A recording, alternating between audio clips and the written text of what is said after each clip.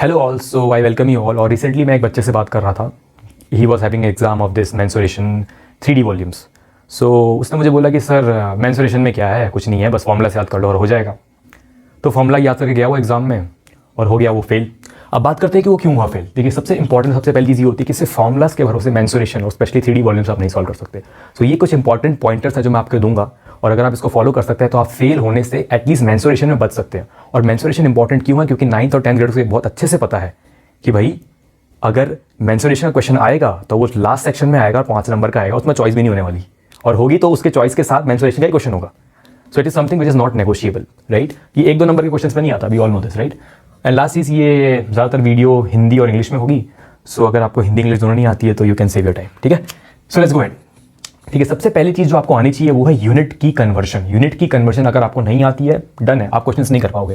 जैसे for example, अगर आप 1 सेंटीमीटर को मीटर्स में कन्वर्ट करना है, ये आपको नहीं आता है तो आप डन हो। सो कैसे कन्वर्ट करते हैं? Very simple, it will be 1/100 metre. Similarly ये सेंटीमीटर के लिए था। वहीं पे अगर एरिया है, अगर आपको सेंटीमीटर स्क्वायर में मिल रहा है, इसका मतलब क्या है? बेसिकली 1 सेंटीमीटर स्क्वायर का मतलब क्या होता है? 1 सेंटीमीटर इंटू 1 सेंटीमीटर, राइट। तो सेंटीमीटर 2 बार है, तो दोनों को अगर आप कन्वर्ट करोगे तो 1/100 इंटू 1/100, तो मतलब आपको किससे डिवाइड करना है? 1/10,000 से। सो ये चीज़ समझ में आनी चाहिए, ओके, ये अंडरस्टैंडेबल है। और जो थर्ड थिंग है वो ये है कि अगर 1 सेंटीमीटर क्यूब दिया हुआ है और उसको मीटर क्यूब में कन्वर्ट करना है, तो जैसे मैंने बताया था, ये सेंटीमीटर 3 बार लिखा हुआ है, right. It is written 3 times, so you will have to convert it individually. So मैं ये उन लोगों के लिए बता रहा हूँ जिनको फॉर्मुलास पूरे याद नहीं रहते हैं। So you can just use this and you will get 10⁶ metre cube. So that's how you can convert it. So I hope ये तो सिंपल है, ये आप कन्वर्शन कर सकते हैं। सिमिलरली अगर आपको मीटर क्यूब से सेंटीमीटर में जाना है तो आप मल्टीप्लाई करेंगे। Very easy to understand. अब एक बहुत इंपॉर्टेंट चीज़ है जो कि रिलेशन होता है between metre cube, centimetre cube and litre. ये आपको याद होना चाहिए, ये नॉन नेगोशिएबल है। अगर आप इस फॉर्मूलास को इस चीज़ को बिना याद करे एग्जाम में जा रहे हो तो 90% चांस है कि आप फंसने वाले हो, राइट। सो बेसिकली मैं चाहता हूँ कि ये एटलीस्ट अगर आपको याद है तो और आप सारे फॉर्मूलास डिराइव कर सकते हो। अगर 1 metre cube is equal to 1000 litres आपको याद है तो आप और सारे फॉर्मूला डिराइव कर सकते हो। मैं आपको ये बताता हूँ कैसे याद करना है। देखिए, 1 मीटर क्यूब का मतलब क्या होता है? 1 मीटर क्यूब का सिंपल मतलब ये होता है कि एक बॉक्स लिया है आपने जिसका लेंथ, जो कि क्यूब जैसा बॉक्स है, और उसका हर एक साइड की जो लेंथ है वो है 1 मीटर। मतलब कितना बड़ा बॉक्स होगा वो, राइट। अब उसमें क्या 1 लीटर आएगा? नहीं, 1 लीटर से ज़्यादा ही आएगा। That's how you can remember it कि 1 मीटर क्यूब के बॉक्स में 1000 लीटर्स होते हैं, ठीक है, ये याद रहेगा। अब 1 मीटर क्यूब को मैंने क्या बताया था कि अगर 1 मीटर क्यूब को मुझे सेंटीमीटर क्यूब में चेंज करना है तो क्या मैं ये लिख सकता हूँ कि आप 100 से 100 इंटू 100 करेंगे तो 10⁶ आ जाएगा, राइट। 10⁶ सेंटीमीटर क्यूब में बदल जाएगा ये, और ये 1000 लीटर को वैसे ही लिख दीजिए। तो आप यहाँ से वेरी इजीली आप रिलेशन निकाल सकते हैं कि क्या रिलेशन होगा between centimetre cube and litre. So basically 1000 centimetre cube will be equal to 1 litre. So ये देखिए, मैंने कितनी आसानी से यहाँ से डिराइव कर लिया। और सिमिलरली अगर आपको मिलीलीटर और सेंटीमीटर क्यूब में रिलेशन निकालना है तो वही बहुत ईजी है। कैसे निकालेंगे आप? ये 1000 सेंटीमीटर क्यूब को ऐसे ही रखने दीजिए, और 1 लीटर में कितने मिलीलीटर होते हैं? 1000 मिलीलीटर। तो यहाँ से आप भी निकाल सकते हैं कि ये तीनों जीरो कट जाएंगे, तो basically 1 centimetre cube is equal to 1 millilitre. तो ये 3 रिलेशंस आपको याद होने चाहिए। इसको याद किए बिना अगर आप जा रहे हैं तो वही हो जाएगा फिर, right. So remember this thing. So now let's go and talk about the next concept, जहाँ पे मैं ये बताता हूँ बच्चों को कि पाई की वैल्यू वही लेनी है जो एग्जाम में लिखी हुई है, ठीक है। पाई की वैल्यू आपको वही एज्यूम करनी है जो एग्जाम में लिखी हुई है। अगर लिखा हुआ है कि प्लीज टेक इट एट 22/7 तो हमें वही लेना है। अगर लिखा हुआ है कि पाई की वैल्यू 3.14 ही लो तो फिर वही लेना है। चीता नहीं बनना है वहां पे कि नहीं मुझे तो पता है कि पाई की वैल्यू होती है 3.142 समथिंग समथिंग समथिंग, मैं तो पूरी लूंगा। नहीं लेना है, नंबर कट जाएंगे। जो लिखा हुआ है वही लेना है, ठीक है, ये चीज याद रखनी है। अब before we jump on to the next thing, I want to ask this question that what is meaning of cross sectional area for you guys. ये एक बहुत इंपॉर्टेंट चीज है जो कि काफी बच्चे सुनते ही दे आर लाइक एकदम सुन्न पड़ जाता है दिमाग। क्रॉस सेक्शनल एरिया, भाई ये क्या बोल दिया। So let's try to understand this thing. जैसे कि अगर मैं एक सिलेंडर की बात करूं, अगर ये एक सिलेंडर है तो क्रॉस सेक्शनल एरिया का बेसिकली क्या मतलब होता है कि किसी भी एक्सिस के थ्रू के अगेंस्ट आप काटें और उस एक्सिस के अलॉन्ग आप उसका परपेंडिकुलर खड़े होकर उधर से देखें कि एरिया क्या है। तो यूजुअली फॉर सिलेंडर और आपके लेवल पे एट 9th-10th लेवल आप ये मान लीजिए कि मैं लेंथ के अलॉन्ग उसको काट रहा हूं लाइक दिस, और ऊपर से like this I am observing the shape. तो बेसिकली अगर आप किसी भी सिलेंडर को उसकी लेंथ के अलॉन्ग ऐसे काट देंगे और ऊपर से देखेंगे तो क्या दिखेगा आपको? बेसिकली एक सर्कल ही दिखेगा, राइट। इसका मैं प्रैक्टिकल एग्जांपल देता हूं आपको कि जैसे कि ये एक सिलेंडर है, राइट। ये एक सिलेंडर है और ये यूनिफॉर्म है। क्यों? क्योंकि अगर आप इसको सामने से देखते हैं तो भी एक सर्कल है और पीछे से देखते हैं तो भी एक सर्कल है। मतलब नीचे और ऊपर का जो क्रॉस सेक्शनल, जैसे कि अगर मैं यहां से इसको काटूंगा तो आपको सर्कल दिख रहा है, यहां से भी काटूंगा तो ये आपको एक सर्कल दिख रहा है। तो बेसिकली एक यूनिफॉर्म शेप है। यूनिफॉर्म शेप क्यों है? क्योंकि इसके क्रॉस सेक्शन एरिया जो है वो लेंथ के अलोंग चेंज नहीं हो रहा है, ठीक है। सिमिलरली अगर मैं आपको ये शेप दिखाऊं जो कि एक टीटी बैट है, राइट, अब इसका शेप देखिए बदल रहा है, इसका लेंथ जैसे जैसे बदल रहा है, लेंथ के अलोंग इसका शेप, जैसे पहले यहां पे काटेंगे तो ऐसा कुछ शेप मिलेगा, अब यहां पे काटेंगे तो थोड़ा ज्यादा शेप मिलेगा, ये दोनों भी मिलेंगे, यहां पे काटेंगे तो सबसे ज्यादा एरिया दिखेगा आपको, राइट। सो इसलिए ये अपनी लेंथ के अलोंग जो इसका जो क्रॉस सेक्शन एरिया वो बदल रहा है, तो ये एक नॉन यूनिफॉर्म सॉलिड, राइट। तो मैं चाहता हूं कि ये कॉन्सेप्ट आपको याद रहे, ये कॉन्सेप्ट आपको पता हो। अब आगे बात करते हैं कि क्रॉस सेक्शन एरिया मैं बता क्यों रहा हूं। अब ये देखिए, बेसिकली क्रॉस सेक्शन एरिया इसलिए बताया जाता है क्योंकि there is a famous formula of volume जिसको हम कहते हैं एरिया ऑफ द बेस। कैसा भी बेस हो, एरिया ऑफ द बेस अगर आपको पता है किसी भी सॉलिड का और आपको पता है कि वो यूनिफॉर्म है, मतलब जैसे जैसे वो हाइट उस सॉलिड की बढ़ रही है, क्रॉस सेक्शनल एरिया जो है वो सेम है और ऊपर जाके भी वो सेम ही क्रॉस सेक्शनल एरिया है। तो ये जस्ट अगर आपको इसका एरिया पता है जो कि इस केस में लकीली लेंथ और ब्रेथ है, तो आप सीधे उस एरिया को हाइट से मल्टीप्लाई करेंगे, आपको वॉल्यूम मिल जाएगा। ये कॉन्सेप्ट आपको पता होना चाहिए, ठीक है। मैंने क्यों बताया वो भी बताता हूं। अब मान लेते हैं कि इसी शेप को मैं थोड़ा सा इरेगुलर कर देता हूं, ठीक है। अब इसी शेप को मैं थोड़ा सा इरेगुलर बना के मैंने ऐसा बना दिया कि कोई ऐसा शेप है, ठीक है, इरेगुलर शेप है, लेकिन वो भी uniformly, it is uniform along its length, और ऊपर जाने के बाद भी you are getting some the same shape like that. तो अगर आपको एग्जाम में ये दिया हुआ कि इस बेस का एरिया से 5 मीटर स्क्वायर है और हाइट दिया हुआ है इस पर्टिकुलर डायग्राम का 10 मीटर है, तो आपको क्या करना है, कैसे वॉल्यूम निकालेंगे, बेस के एरिया से आप हाइट को मल्टीप्लाई करेंगे। इस चीज की क्लैरिटी होनी चाहिए आपको, ठीक है। सिमिलरली अगर आपको सिलेंडर दिया हुआ है कोई, सिलेंडर का भी तो एरिया इसी तरीके से निकलता है ना, कि जब सिलेंडर का एरिया दिया होता है उसमें बेस का एरिया क्या होता है, सर्कल का एरिया जो कि होता है पाई आर स्क्वायर। अब ये आपका बेस का एरिया है पाई आर स्क्वायर, राइट। जो मैंने अभी आपको ये एग्जांपल दिखाया था कि इसका बेस का एरिया क्या है, इसका रेडियस है तो इसका रेडियस पाई आर स्क्वायर है। बस आप इस बेस के एरिया को इसकी हाइट से मल्टीप्लाई कर देते हैं, क्यों? क्योंकि ये एक यूनिफॉर्म सॉलिड है, यूनिफॉर्म है अलोंग द लेंथ, इसका क्रॉस सेक्शन एरिया बदल नहीं रहा है, राइट। तो पाई आर स्क्वायर, और अगर यूनिफॉर्म है तो जस्ट सिंपली मुझे क्या करना है, इसके हाइट से मल्टीप्लाई करना है और आपको मिल जाएगा इसका volume pi r square h. तो ये चीज याद रखिए, ठीक है। अब आगे बढ़ते हुए डिस्कस करते हैं कि नेक्स्ट जो चीज है वो ये है कि a lot of students gate confused what is lateral surface area, what is curved surface area. तो देखिए, लैटरल सरफेस एरिया का बहुत सिंपल मीनिंग ये होता है कि भाई कोई भी सॉलिड दिया हुआ है आपको, जैसे मान लीजिए कि ये क्यूबॉइड दिया हुआ है, राइट। अगर ये क्यूबॉइड दिया हुआ है, अगर इस क्यूबॉइड से आप टॉप और बॉटम निकाल देंगे तो जो भी फिगर आपके पास बचा हुआ है that is nothing but a lateral surface area, ठीक है। टॉप और बॉटम निकाल देंगे तो जो बचेगा आपके पास वो क्या होगा, लैटरल सरफेस एरिया। पहली चीज तो ये। सिमिलरली अगर आपको मैं कोई सिलेंडर दे रहा हूं तो उसका लैटरल सरफेस एरिया क्या होगा, आप ये वाला पोर्शन हटा दीजिए और ये वाला पोर्शन हटा दीजिए, बेसिकली एक हॉलो सिलेंडर बना दीजिए। तो इस हॉलो सिलेंडर का लैटरल सरफेस एरिया क्या होगा, जो कर्व सरफेस एरिया होगा। बेसिकली कर्व सरफेस एरिया क्या होता है, उस सरफेस का एरिया जो कि कर्व्ड है, और सिलेंडर में जो कर्व होता है वो यही एरिया है ना, करेक्ट। तो वो कैसे याद रखेंगे वो भी बता रहा हूं। अब देखिए, अगर आप इस सिलेंडर को यहां से कट ओपन करेंगे तो कुछ नहीं होगा, एक रेक्टेंगुलर शीट बन जाएगी, करेक्ट। और इस रेक्टेंगुलर शीट का जो लेंथ होगा वो कितना होगा, जो इस सर्कल का पेरीमीटर होगा या सर्कमफेरेंस होगा। अगर इसका रेडियस आर है तो इसका पेरीमीटर कितना होगा, 2 पाई आर। तो इसका बेसिकली सर्कमफेरेंस कितना है, 2 पाई आर है, और ये इसका हाइट है तो इसका एरिया कितना होगा, 2 pi r h. That's done.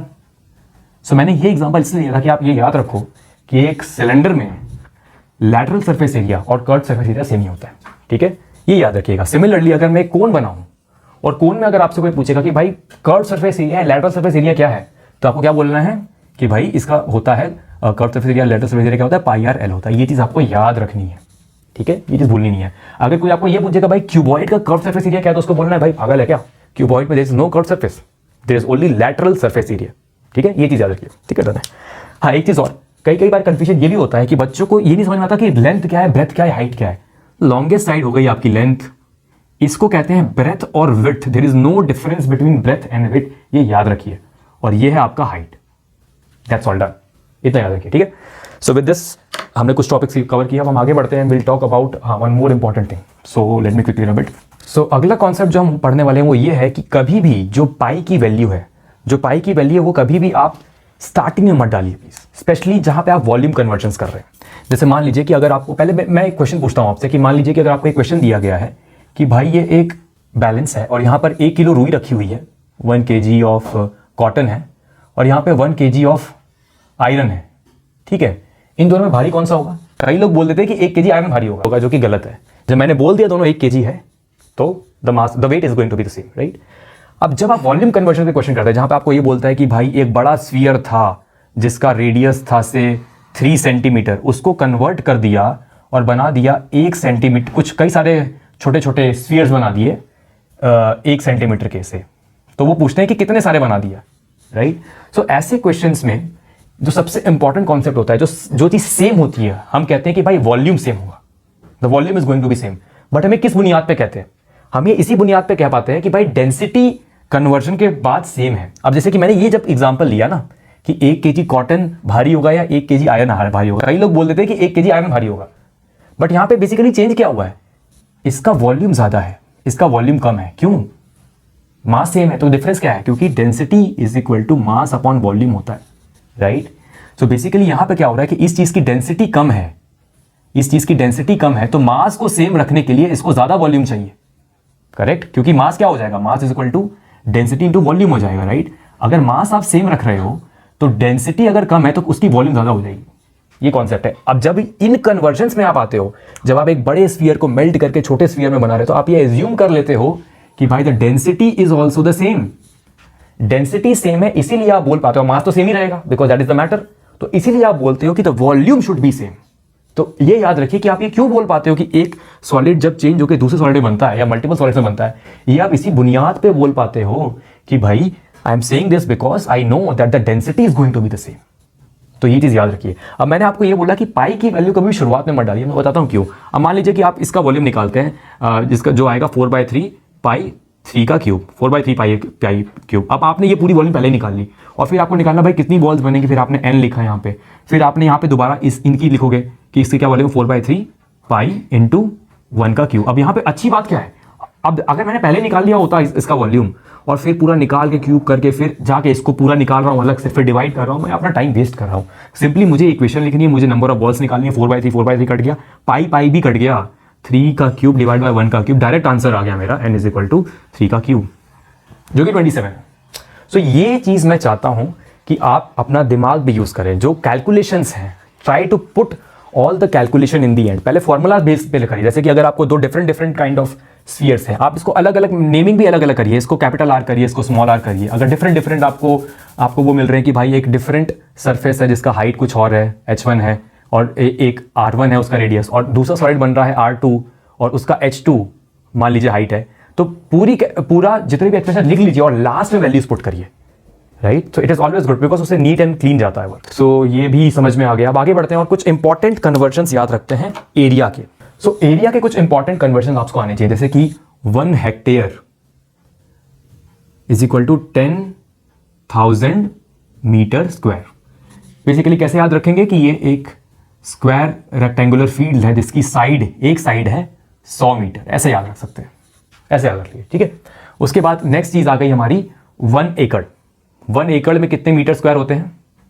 4046.86 metre square. अब फॉर ईज की सब लोगों को याद रहे, just approximately that can be considered as a area of a square field, इसका साइड है 64 मीटर, ठीक है, ऐसे याद रख लीजिए। ये एकड़ हो गया। और एक बीघा में कितने मीटर स्क्वायर होते हैं? नथिंग बट 2508.38 मीटर स्क्वायर, ठीक है। तो इस तरीके से याद रख लीजिए। और ये बेसिकली किसके बराबर हो गया? बेसिकली एक स्क्वायर फील्ड के जिसकी साइड कितनी हो गई? रफली close to approximately equal to 50 metre. तो कभी कभी क्या होता है कि बच्चे ये फॉर्मूलाज भूल जाते हैं, बट उनको ये डायग्राम्स याद रहते हैं। तो मैं बच्चों को बोलता हूँ कि कुछ नहीं, अगर आप भूल जा रहे हो तो आप ऐसे लिख लो 100 मीटर इंटू 100 मीटर लिख लो ऐसे, और बीच में लिख लो हेक्टेयर, यहाँ पे ऐसे लिख के यहाँ पे लिख लो बीच में एकड़, यहाँ पे ऐसे 50-50 लिख के यहाँ पे लिख लो 1 बीघा। तो ऐसे याद रखोगे रफली, राइट। तो that's a good thing to remember. अब आगे बढ़ते हैं और एक बहुत इंपॉर्टेंट कॉन्सेप्ट समझते हैं, जो कि डेफिनेटली ये 90% प्रोबेबिलिटी होता है कि ये रेट वाले क्वेश्चंस आपके एग्जाम में आएंगे। अभी कैसे क्वेश्चंस होते हैं मैं समझा देता हूँ। यहाँ पे बेसिकली क्या होता है कि कुछ टाइप ऑफ अ टैंक होगा, एक टाइप ऑफ अ टैंक होगा और उसको खाली कर रहे होंगे विद सम काइंड ऑफ, जैसे कि ले लीजिए कि ये एक रेक्टेंगुलर क्यूबॉइड है, ठीक है। ये रेक्टेंगुलर क्यूबॉइड है और इसकी कुछ लेंथ ब्रेथ हाइट होगी, we are not bothered about it for some time, let me write as LBH, ठीक है। अब उस क्वेश्चन में बोलेगा कि ये पूरा टैंक भरा हुआ है, अब उसमें कहीं पर एक छोटा सा छेद हो गया विथ सम क्रॉस सेक्शन, अब मुझे वो क्रॉस सेक्शन नहीं पता कितना है। अब वो क्रॉस सेक्शन भी दे सकता है, कभी कभी वो बोल देता है कि सर्कुलर होल हो गया है और बता देगा कि उसका रेडियस कितना है, वो बता देगा आपको। तो रेडियस बता देगा तो आप उसका एरिया निकाल सकते हो। बेसिकली आपको ये बेसिकली क्रॉस सेक्शनल एरिया पता करना होता है कि भाई कितना क्रॉस सेक्शनल एरिया है, और फिर वो आपको देता है कि उससे पानी निकल रहा है at a rate of something, कि भाई रेट ऑफ से 6 मीटर पर सेकेंड से निकल रहा है, और फिर वो आपसे पूछता है कि कितना टाइम लगेगा इसको खाली होने में। तो देखिए इसमें ये क्वेश्चन जरूर आता है, जरूर 99% केसेस में ये क्वेश्चन कहीं ना कहीं से किसी ना किसी तरीके से आता है और बच्चों को बॉदर करता है। तो जिन बच्चों को ये रेट का कॉन्सेप्ट समझ में नहीं आता, वो बच्चे या तो वो क्वेश्चन छोड़ देते हैं या तो कोई दूसरा वाला अटेम्प्ट करते हैं या तो गलत करते हैं। तो बेसिकली क्या होता है, अब देखिए क्रॉस सेक्शनल एरिया ये है, राइट। अब अगर ये क्रॉस सेक्शनल एरिया, मैं इसको थोड़ा अलग से बना रहा हूं, और ये मान लीजिए कि क्रॉस सेक्शनल एरिया यहां से पानी निकल रहा है, तो 1 सेकेंड में एज पर दिस रेट कितना निकल जाएगा पानी, 6 मीटर का पानी निकल जाएगा। इसका मतलब ये है ना कि भाई 6 मीटर पर सेकेंड, 1 सेकेंड में 6 मीटर की धार यहां से निकल जा रही है, वो जो फ्लो है वाटर का उतना निकल जा रहा है। इसका मतलब क्या है कि 1 सेकेंड में एक ऐसा figure will come out of it, will come out from this tank, जो कि वाटर का होगा। तो अब ये इरेगुलर है, इसी को अगर आप ऐसा बना दोगे सर्कुलर, तो बेसिकली वो एक सिलेंड्रिकल बन जाएगा, राइट। तो वहां बेसिकली आपको क्या करना पड़ता है कि आप 1 सेकंड में निकालोगे कितना वॉल्यूम निकल रहा है। तो इसका आपको क्रॉस सेक्शनल एरिया दे रखा होगा, जो भी दे रखा होगा, से स्मॉल a दे रखा होगा, तो आप उस a को इस 6 से मल्टीप्लाई करोगे, 6 को a से मल्टीप्लाई करोगे तो आपको पता चलेगा कि 6a मीटर क्यूब की वॉल्यूम 1 सेकंड में निकल रही है। और आपको टोटल वॉल्यूम पता है LBH को इससे डिवाइड करिए, ये भी मीटर क्यूब में होगा, इसको डिवाइड कर लीजिए, यहां से आपको नंबर ऑफ सेकंड्स में मिल जाएगा। और फिर जिसमें भी पूछ रहा है कि भाई सेकंड में निकालना है, मिनट में निकालना है, आवर में निकालना है, आप डिवाइड कर लीजिए, सेकंड को मिनट में निकालना है 60 डिवाइड कर दिया, आवर में निकालना है फिर से दोबारा 60 से डिवाइड कर दीजिए, right. So I hope this make sense and it's very very very important. ये क्वेश्चन जरूर आते हैं एग्जाम्स में और बच्चे इसमें गलती करते हैं, क्योंकि जैसे ये रेट देखते हैं लोगों का दिमाग सुन रहा था रेट क्या होता है, और अगर वहां पे गलती से उसने इरेगुलर शेप दे दी of some cross section area, तो एकदम they are not even able to attempt that question, because उनको वो फॉर्मुला पे जा रहे हैं कि भाई इसका तो कोई फॉर्मुला ही नहीं है। बट मैंने आपको ये चीज क्लियरली बता दी कि क्रॉस सेक्शन एरिया का क्या इंपॉर्टेंस है, और उस 1 सेकंड में 6 मीटर का length of water from that cross section area will come out, and how you will calculate it वो भी मैंने समझा दिया आपको, राइट। सो अब आगे बढ़ते हैं and will talk about yes. अब अगली गलती जो बच्चों ने करी थी एग्जाम में वो मैं बता देता हूँ, not remembering the formula of what is √2, बहुत यूज आता है, राइट। √2 की वैल्यू होती है 1.414, √3 की वैल्यू होती है 1.732, प्लीज ये याद रखिए, ये नॉट नेगोशिएबल है, right. You have to remember this thing that these values आप वहां पे नहीं बैठ के निकालने वाले हो स्क्वायर रूट और cube root, right. So you have to remember this thing. Now the next thing is to find the diagonal of a cuboid. Now this is something which I want everyone to know, क्योंकि कभी कभी ये directly पूछ लिया आता है और students are not able to attempt it. अब देखिए डायगोनल निकालना है, बहुत सिंपल है, अगर आपको फॉर्मुला याद भी नहीं है तो मैं आपको बता देता हूँ। ये लेंथ है, ये ब्रेथ है, राइट। डायगोनल क्या होता है कि भाई इस पॉइंट से इस पॉइंट तक लॉन्गेस्ट डायगोनल, ये डायगोनल हो गया इसका, राइट। तो वो कुछ हमें ये निकालने को बोल रहा है, तो वो निकालने के लिए हमें क्या करना है, हमें पहले ये निकालना है। तो वो कैसे निकालेंगे, 90 डिग्री, ये लेंथ, ये ब्रेथ है, तो ये कितना हो जाएगा √L² + B²। ये L² + B², अब इस ट्राइंगल को देखिए, ये L² + B², ये H है, राइट। तो L² B² और H है, तो इसको फिर आप दोबारा पाइथागोरस इसमें लगाएंगे तो ये कितना बन जाएगा √L² + B² + H²। So I want you guys to remember this thing, that's very very very important. And the last thing being कि कई बार क्या होता है कि हम लोग एक पड़ाव पे पहुंच जाते हैं जहां पे हमने r³ की वैल्यू निकाल ली है and it is equal to something 64 और समथिंग, और उसके बाद हम r की वैल्यू डिराइव नहीं कर पाते, कभी कभी वो रूट्स में जाती है। तो मैं एक तरीका बता रहा हूँ, जैसे कि मान लीजिए कि r³ आपको 100 के बराबर आ गया, 100 सेंटीमीटर के, बट स्टिल सेंटीमीटर क्यूब के, बट आपको अभी r की वैल्यू निकालनी है। तो कैसे निकालेंगे, आप कुछ नहीं करिए, 100 लिखिए यहाँ पे, उसका प्राइम फैक्टराइजेशन करिए, 2 5 10 0, फिर यहाँ से 25 आएगा, फिर 5 5 25 और 5 1 5। तो आप यहां से देख रहे हैं कि यहां से आप निकाल ही नहीं पाओगे r³ की वैल्यू, तो कोई बात नहीं, आप सिंपली क्या करिए कि r = √100 करके छोड़ दीजिए, don't be so much bothered, right. So with this I am done, thank you so much for joining and I hope it had some value and stay tuned, thank you so much.